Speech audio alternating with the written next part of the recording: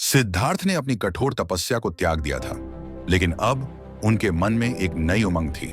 सिद्धार्थ को यह समझ में आ चुका था कि अत्यधिक तपस्या भी उन्हें सत्य की प्राप्ति नहीं करवा सकती। इसीलिए उन्होंने एक संतुलित मार्ग अपनाने का निश्चय किया।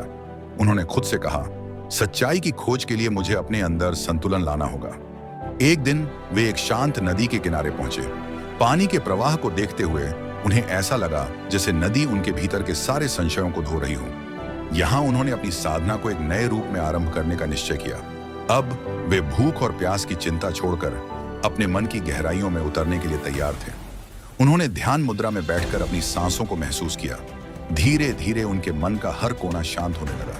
पल पल उनका ध्यान गहराता गया। ये नया अनुभव उन्हें एक अलग ही शांति और संतोष दे रहा था, जो उन्होंने पहले कभी नहीं महसूस किया था। इसी दौरान एक दिन गांव की एक लड़की सुजाता वहां से गुजरी।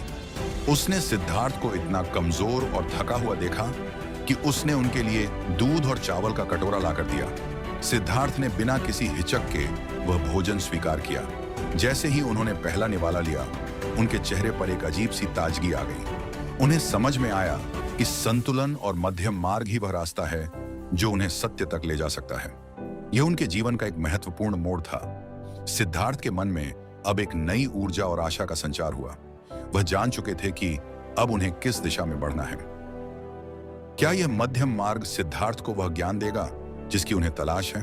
क्या उनके जीवन में अब कोई नया मोड़ आएगा? जानने के लिए बने रहें अगले भाग में। अगर आपको यह कहानी पसंद आ रही हो तो वीडियो को लाइक और शेयर जरूर करें। नमो बुद्धाय।